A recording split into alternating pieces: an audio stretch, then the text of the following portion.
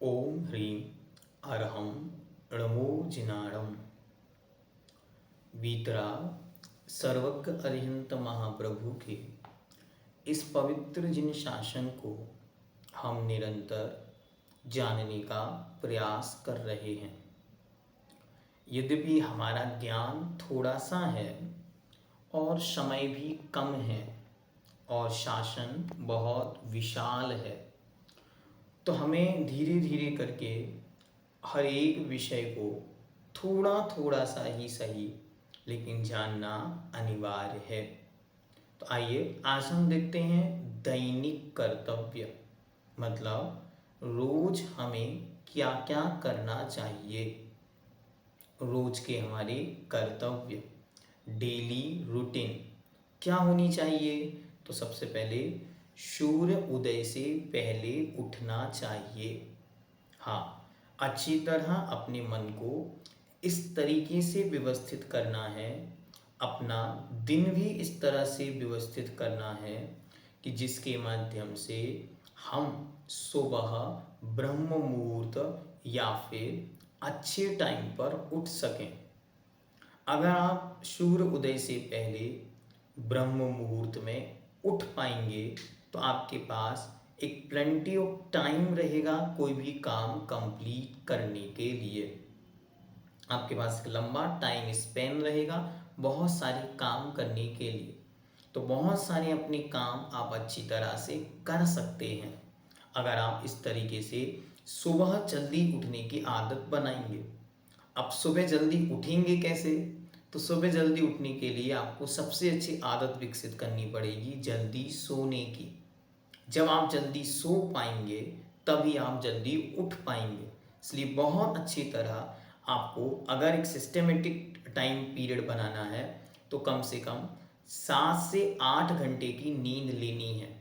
तो 10:30 बजे आप यहाँ पर सोएं और सुबह आप अच्छी तरह 5:30 उठ सकते हैं।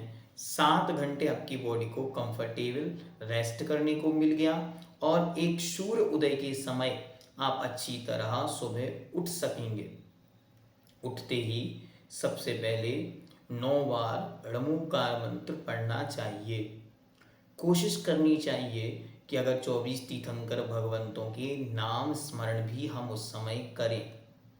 24 तीर्थंकर भगवंतों के नाम स्मरण के साथ ही हम अपने जीवन को धन्यवाद प्रदान करें। आज का यह सुंदर दिन, एक दिन और हमें वीतराग अरिहंत महाप्रभु के पवित्र शासन की सेवा करने को मिल रहा है। ऐसा दिन फिर कब मिलेगा हमें नहीं पता, लेकिन आज मिला, हम सौभाग्यशाली हैं। ऐसा कहते हुए हमें धन्यवाद देना चाहिए। फिर अच्छी तरह अपने आजू बाजू सब में देखो, परिजन सब स्वस्थ हैं। मोबाइल पर किसी के भी किसी भी रूप का कोई समाचार मिला नहीं, मतलब हमारे सब रिलेटेड सब स्वस्थ हैं और सब अच्छी तरह आज का जीवन, आज का दिन जिएंगे। तो इसके लिए हम भगवान से दोबारा धन्यवाद देते हुए ये प्रार्थना करें कि हे भगवान, आज इस सृष्टि पर लाखों लोग मरण को प्राप्त हो गए होंगे, लेकिन हम पुण्यशाली हैं जिसे आज का दिन और देखने को मिला। तो हम आज आपके चरणों में आएंगे, आपके चरणों का स्पर्श करेंगे, आपका अभिषेक और पूजन रचाएंगे। कितने लोग हैं जो आज अस्पताल में होंगे, बीमार हो गए होंगे, किन्हीं को ट्रैवलिंग पर जाना पड़ा होगा, किन्हीं के रिश्तेदारों के यहाँ कोई घटना घट गई वो वहाँ निकल गए होंगे। कितने लोग दूसरों के यहाँ मजदूरी, गरीबी और न जाने कितनी समस्याओं के कारण कितनी दुनिया के कार्यों में चले गए। हम पुण्यशाली हैं, आज का एक सुंदर दिन हमें फिर से मिला है। तो हम आज सबसे पहले आपकी पवित्र भक्ति, अभिषेक, पूजन करने जाएंगे।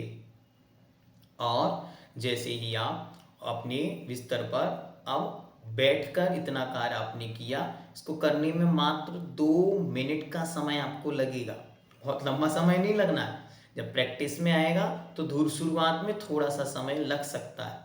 तुरंत अपने हाथ पे हाथ रख के 9 बार बोलना है, मैं प्रसन्न हूँ, मैं खुश हूँ, मैं स्वस्थ हूँ, मैं प्रसन्न हूँ, मैं खुश हूँ, मैं स्वस्थ हूँ, मैं प्रसन्न हूँ, मैं खुश हूँ, मैं स्वस्थ हूँ। ऐसा आपको 9 बार रिपीट करना है और यही आपको सोने के पहले रिपीट करते हुए सोना है।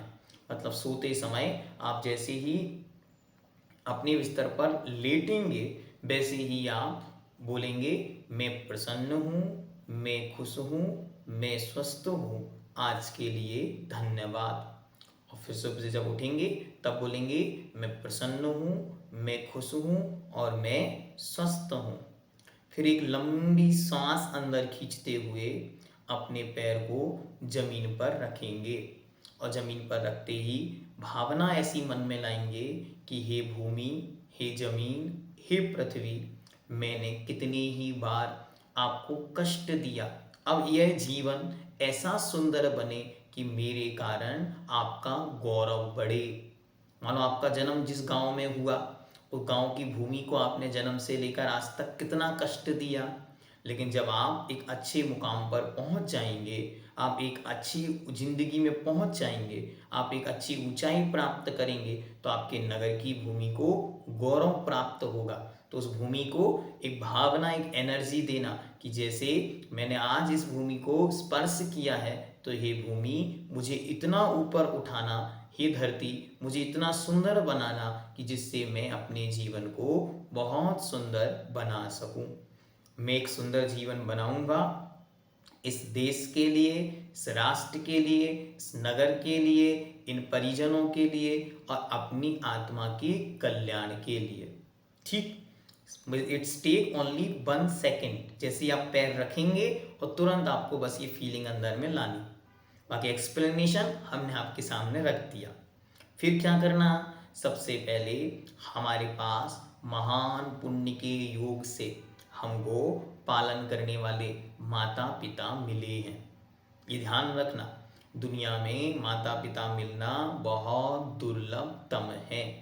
अरे भैया आप कैसी बातें कर रहे हैं, जितने लोग जन्मे हैं सबके कोई ना कोई माँ बाप तो होंगे ही होंगे, किसी न किसी माता पिता से तो उनका जन्म हुआ होगा। हाँ, आपको अच्छी तरह याद दिला दें, 1 इंद्रिय से लेकर 4 इंद्रिय तक सम्मोचन उत्पत्ति होती है, उनके कोई माता पिता नहीं होते। नारकियों के कोई माता पिता नहीं होते, देवों के कोई माता पिता नहीं होते। त्रियंचों में माता पिता होते तो हैं, लेकिन उनकी केयर उन बच्चों को मिले ये कोई जरूरी नहीं। अब बचे केवल हम मनुष्य, इनके ही केवल माता पिता होते नहीं, बल्कि माता पिता इन्हें गर्भ से लेकर जीवन की अंतिम श्वास तक, जब तक वो माता पिता यहाँ रहेंगे, हमारे परोपकार में, हमारे आत्म कल्याण में, हमारे उत्थान में और हमारी उन्नति में लगे रहेंगे। सारी दुनिया में मात्र ये 2 ही व्यक्ति ऐसे हैं, एक माँ और एक पिता, जो हमेशा हर क्षण किसी भी परिस्थिति में रहें आपका भला सोचते हैं, आपका भला करते हैं और आपके भले का रास्ता दिखाते हैं।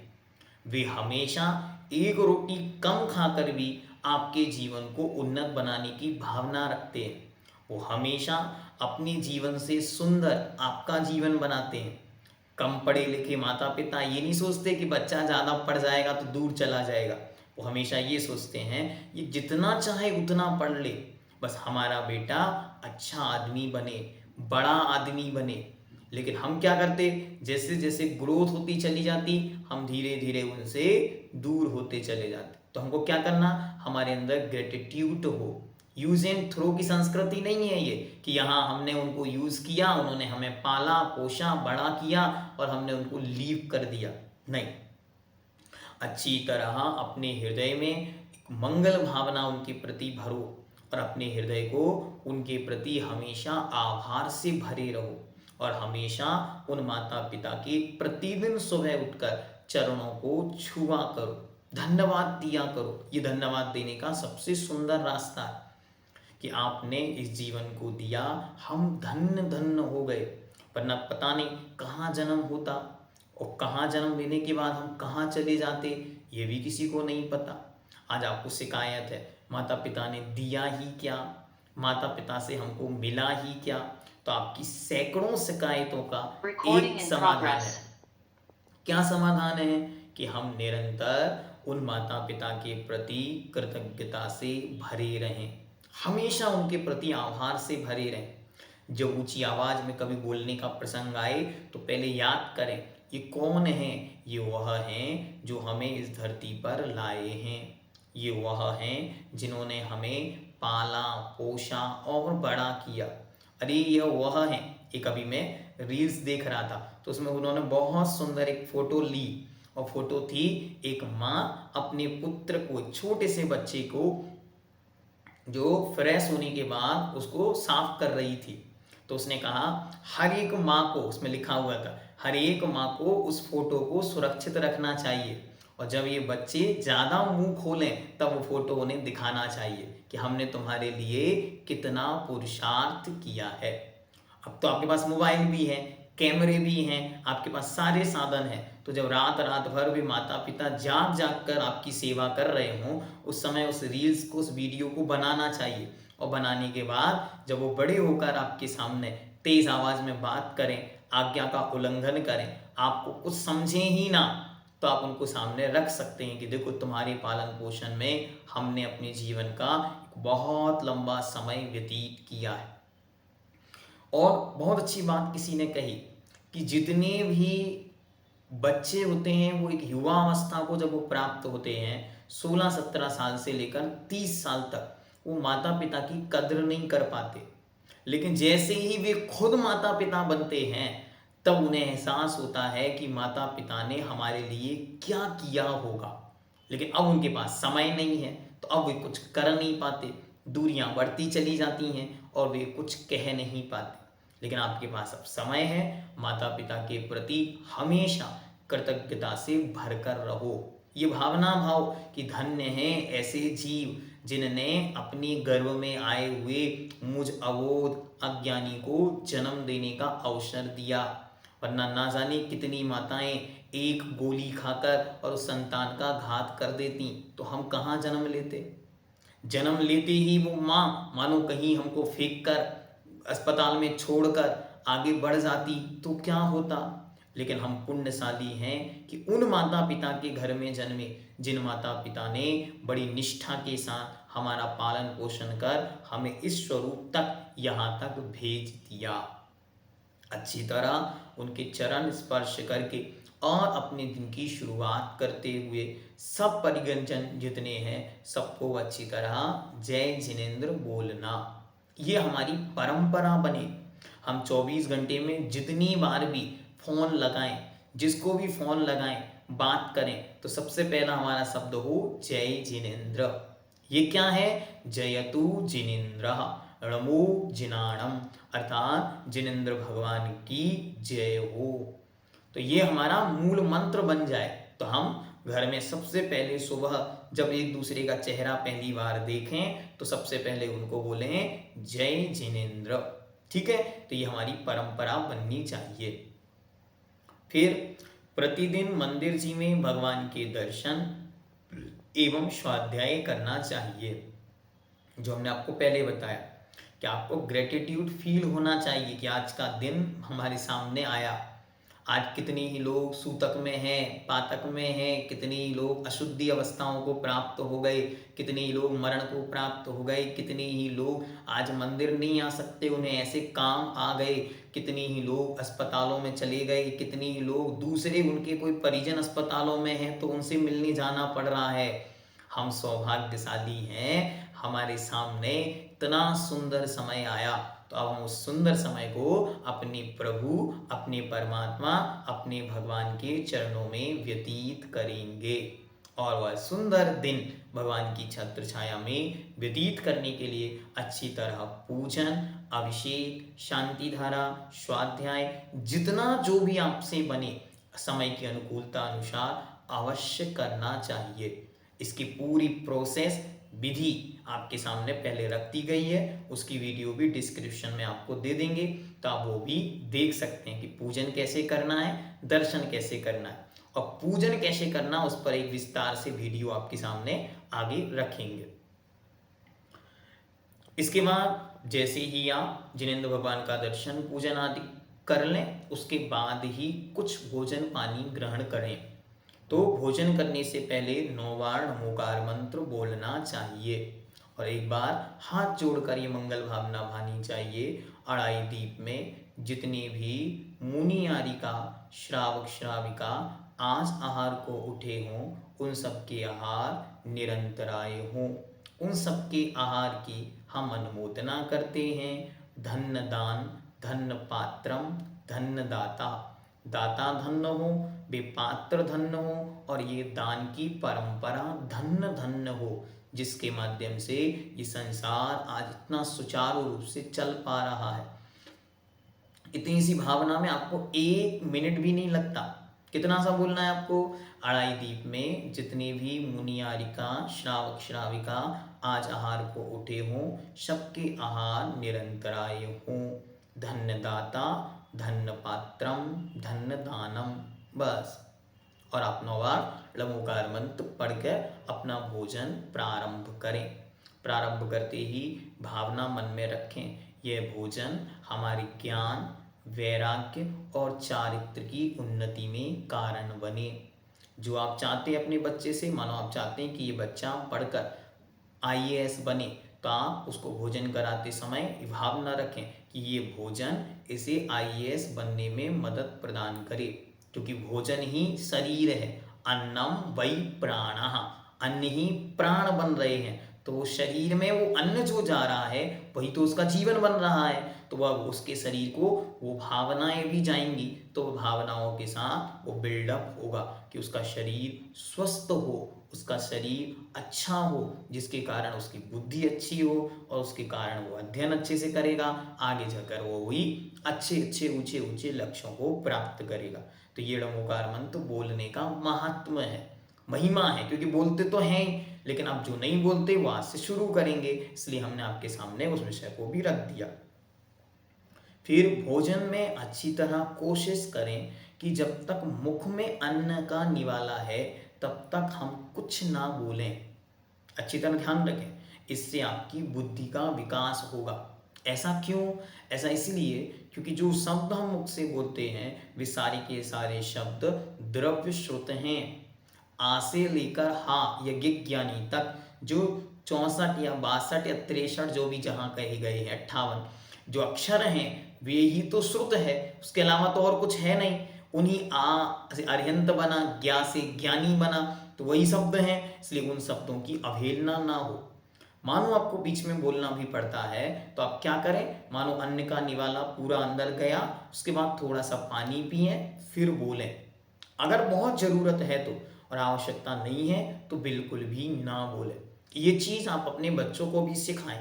अगर कोई भी इस नियम को 6 महीने पालन करेगा तो अवश्य ही उसकी बुद्धि का क्षयोक्षम, ज्ञान का क्षयोक्षम बढ़ जाएगा। ये गारंटेड है, प्रैक्टिकल किया हुआ है, इसलिए आपको बता रहे हैं। तो अगर आपका मन बने और आपको लगता है कि हमारी बुद्धि कम है, हमको बढ़ाने की आवश्यकता है, या बुद्धि धीरे धीरे कम हो रही है, तो आप इसको फॉलो कर सकते हैं कि खाते समय झूठे मुंह कभी भी कुछ भी ना बोलें, कुछ भी ना पढ़ें। अगर ये बच्चे सीख जाएंगे तो उनके जीवन में बहुत बड़ा लाभ, बहुत बड़ा बदलाव देखने में आ सकता है। फिर टीवी नहीं देखनी चाहिए, और यदि देखें तो 1 घंटे या जितना आपको संकल्प पूर्वक नियम लें। यहाँ पे टीवी के विषय में दिया, हम आपको मोबाइल के विषय में कहते हैं कि आप मोबाइल का एक टाइम पीरियड फिक्स करें। अनलिमिटेड नहीं देखना। अनलिमिटेड में क्या होता है, लिमिटलेस होने के कारण लिमिटलेस कंटेंट और लिमिटलेस नॉलेज, दोनों चीज़ें बहुत हार्मफुल हैं। ध्यान से, लिमिटलेस टाइम पीरियड जो स्पेंड कर रहे हैं, वेस्ट कर रहे हैं, वो आज समझ नहीं आ रहा है, लेकिन समय आने पर ये बहुत बड़ी सजा बन जाएगा।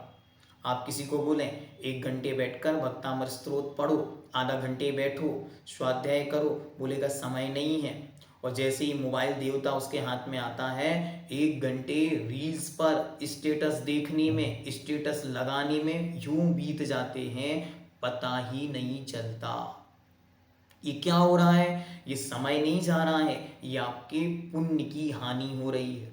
धीरे धीरे आपका पुण्य नष्ट हो रहा है।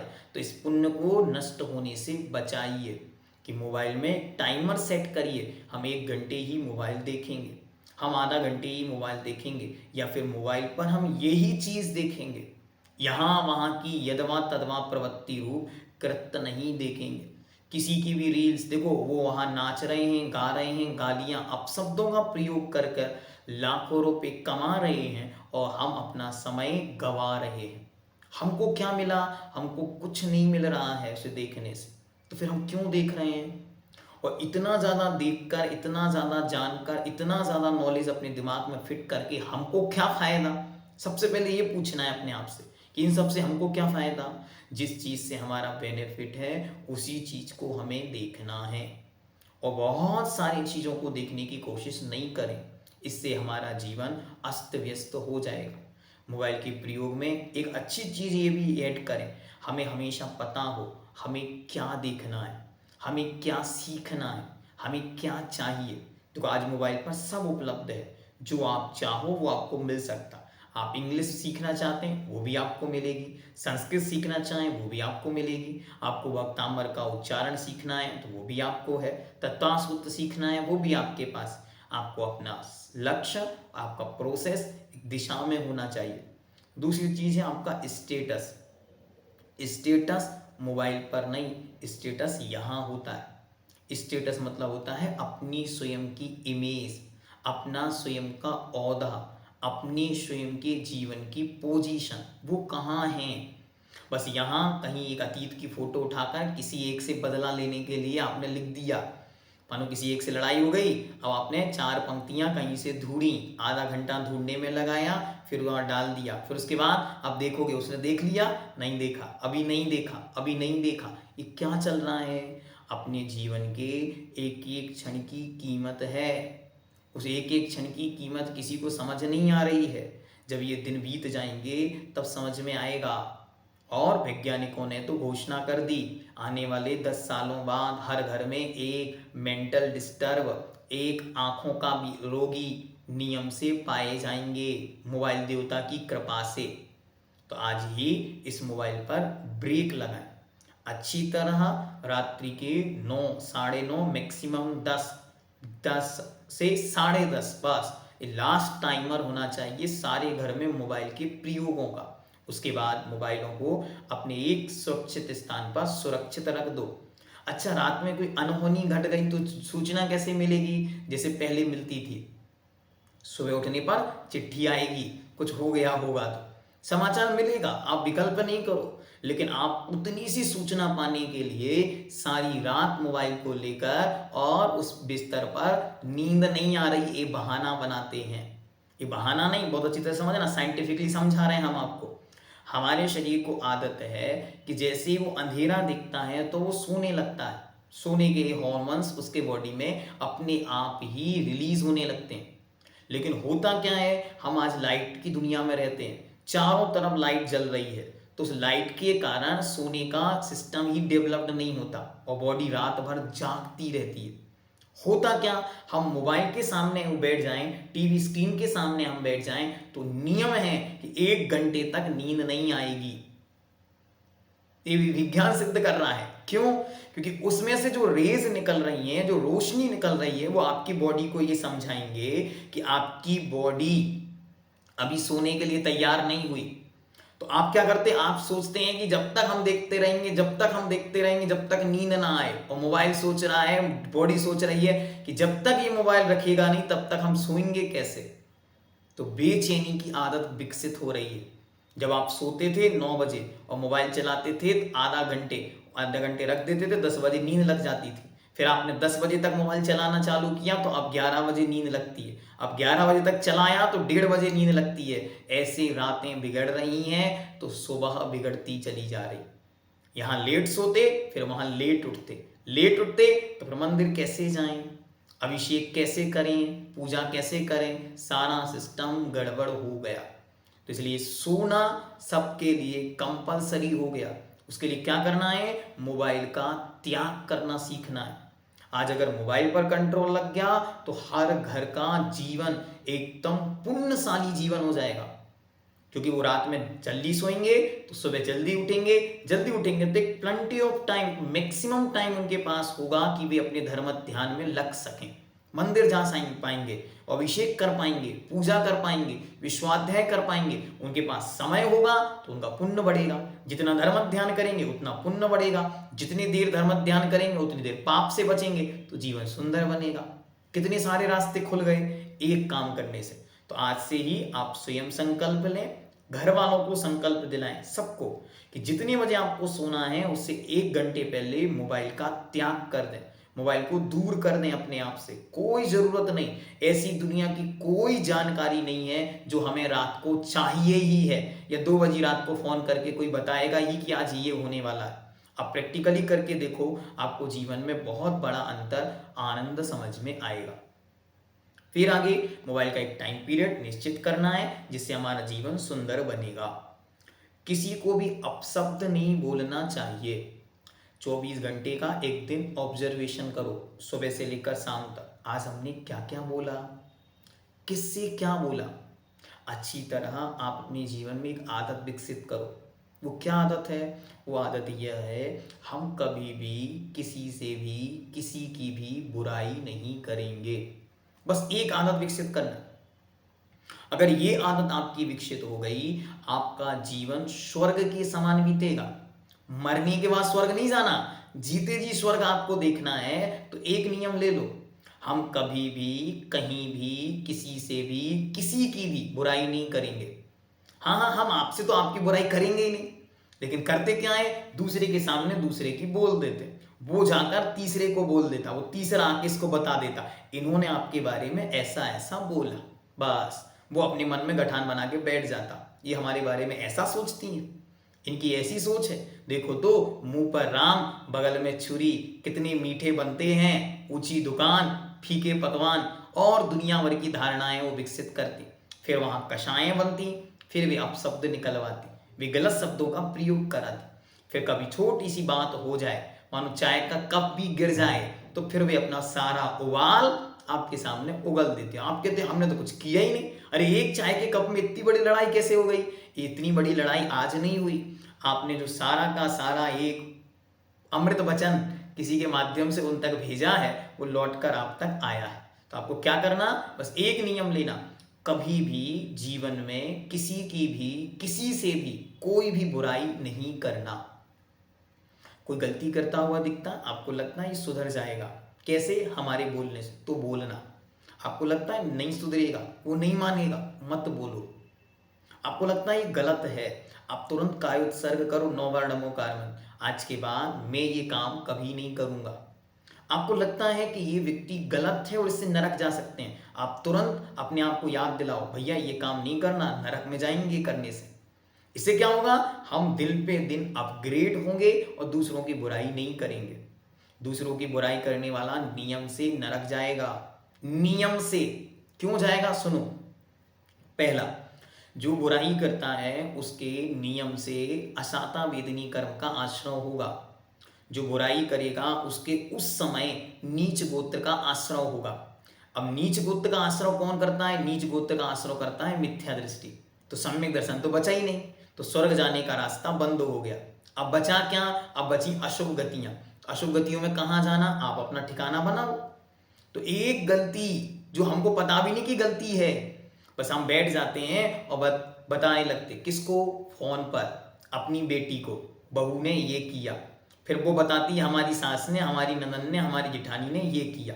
वो वहां से पंचायत चालू होती है और वो एक विस्तार रूप लेकर एक महाभारत के रूप में विकसित हो जाती। एक ही बात होती है, बस वो महाभारत का रूप ले लेते। तो आप महाभारत से बचना चाहते हैं, एक ही नियम लेना है सबको, हम कहीं भी कभी भी किसी से भी किसी की भी कोई भी बुराई नहीं करेंगे।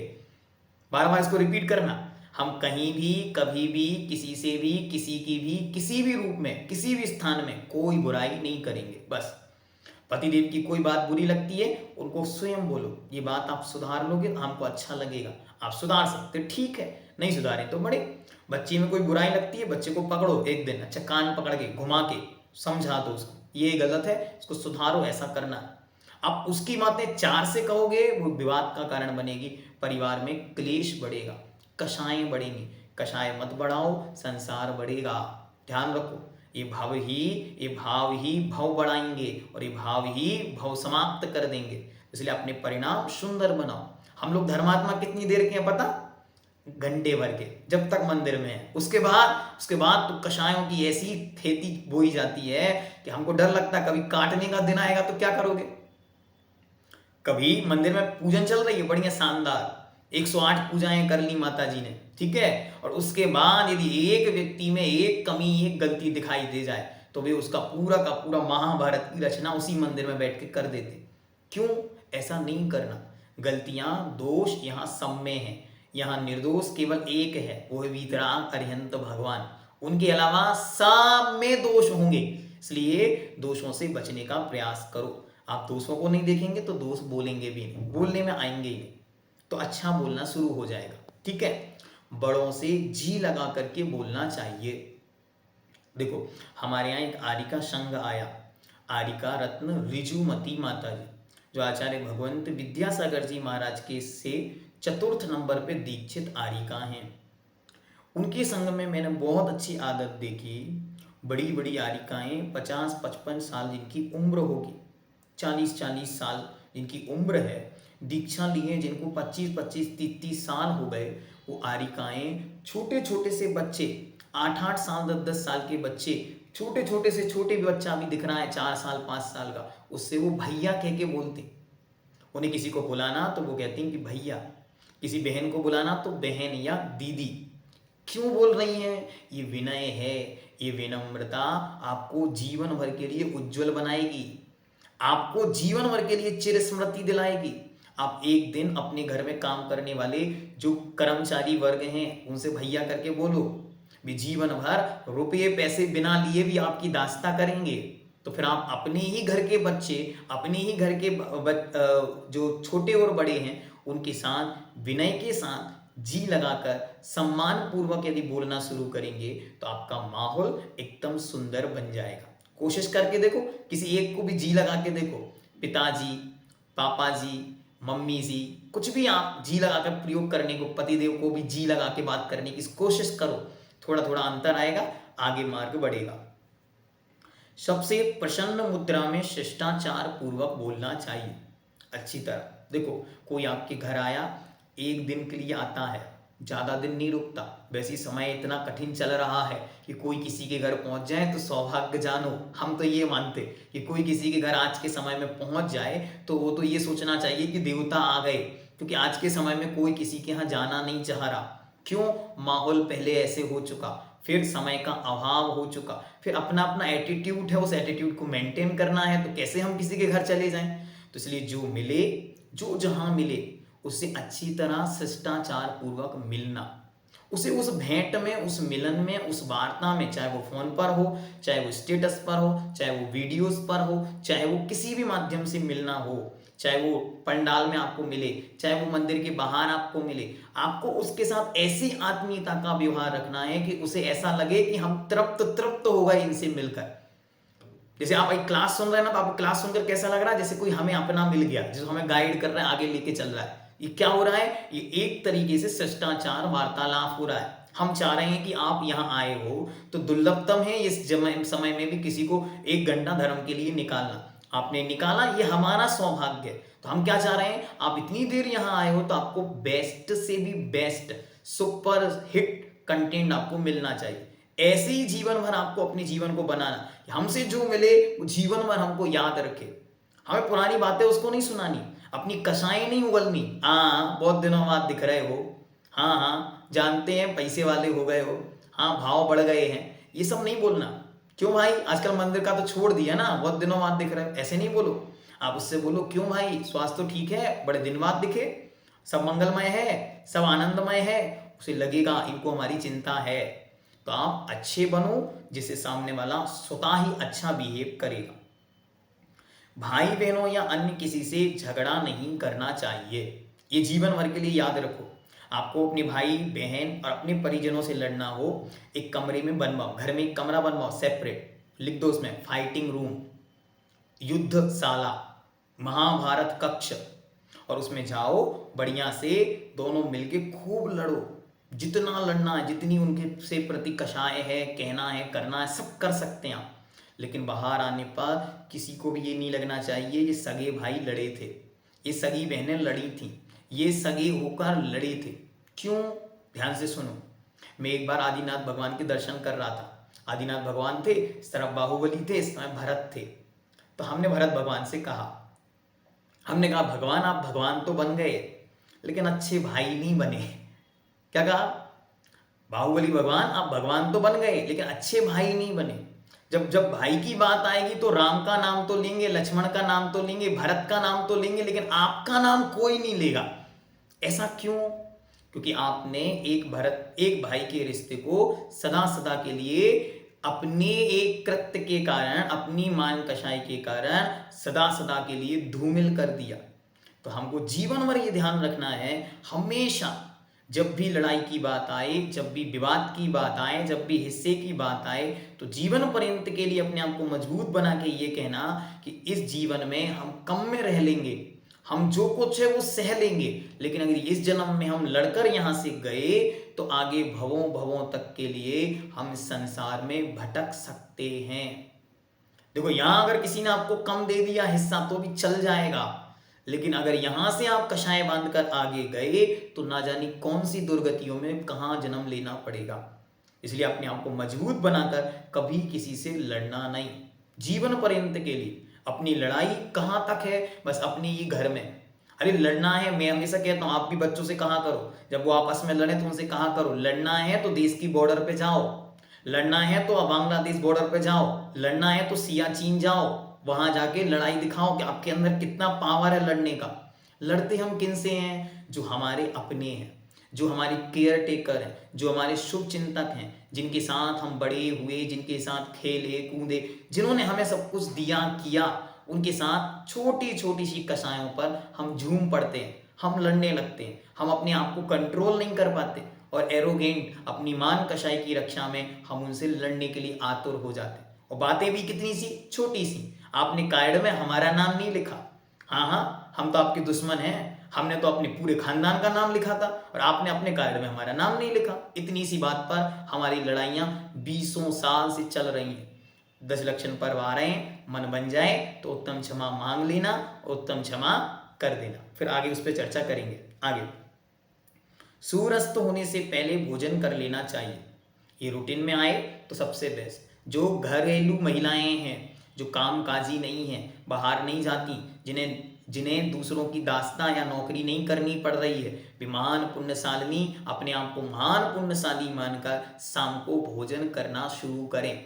ऐसा नहीं जब सब आएंगे तो आधी रात में हम लोग खाएंगे, नहीं, ऐसा नहीं।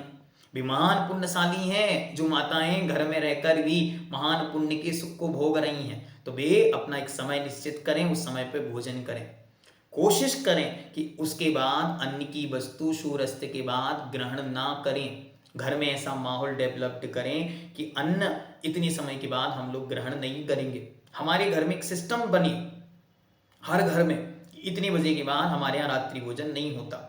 बच्चे ट्यूशन, स्कूल, कॉलेजेस या अन्य कोई काम से बाहर जाते हैं, ऑफिस जाते हैं और वे लौट कर मानो 8 बजे तक आते हैं, तो आप 8:30 तक का समय निश्चित कर दें कि 8:30 बजे हमारे घर में भोजन होगा, इसके बाद किसी को भोजन नहीं मिलेगा। अगर इतना भी हम कर पाएंगे तो हम जैन धर्म को जीवित तो रख पाएंगे। बच्चे को बोध तो है कि देर रात तक नहीं खाते, वरना क्या सिस्टम चालू हो गया, पूरी रात खाया जा रहा है। लोग बिस्तर पर भी बैठते हैं तो वहां पर भी लेकर बैठते हैं, डिब्बे में रख लिया, और जितने बजे नींद खुली उतने बजे खा रहे हैं, जितने बजे तक मोबाइल चल रहा है उतने बजे तक खा रहे हैं। ये सिस्टम खत्म करना है। धर्म को मॉडिफाई करो, कम से कम थोड़ी देर के लिए पाप से बचेंगे, घर वालों को समझाओ, कि अन्न की एक मर्यादा टाइम पीरियड फिक्स हो कि कम से कम घर के अंदर हम 8 बजे तक या 8:30 तक ही हमारे घर में भोजन होता है, इसके बाद किसी को कोई भोजन नहीं मिलेगा। ये भी किन के लिए? जो लोग बाहर हैं, जो लोग school, colleges, coaching, tuition, school, offices या किसी जॉब के कारण बाहर गए हैं, ये उनके लिए है। हम तो महान पुण्यशाली जीव हैं जिनके पास खूब पर्याप्त समय है शाम को भोजन करने का, फिर भी हम नहीं कर रहे हैं। तो हम अपने पुण्य का नाश कर रहे हैं और पाप को बढ़ा रहे हैं। इससे बचने की कोशिश। रात्रि में सोने से पहले दादा दादी माता पिता की सेवा करके आशीर्वाद प्राप्त करके सोना चाहिए। एक दिन करके देखो, पूछ लो, बस करना नहीं, पूछ के देखो, मम्मी जी आपका सिर दबा दें, पैर दबा दें, या आपकी कोई सेवा तो नहीं करनी है, कोई काम तो नहीं है। क्यों? क्योंकि देखो आयु का कोई भरोसा नहीं, हो सकता वो बनी रहे आप चले जाओ।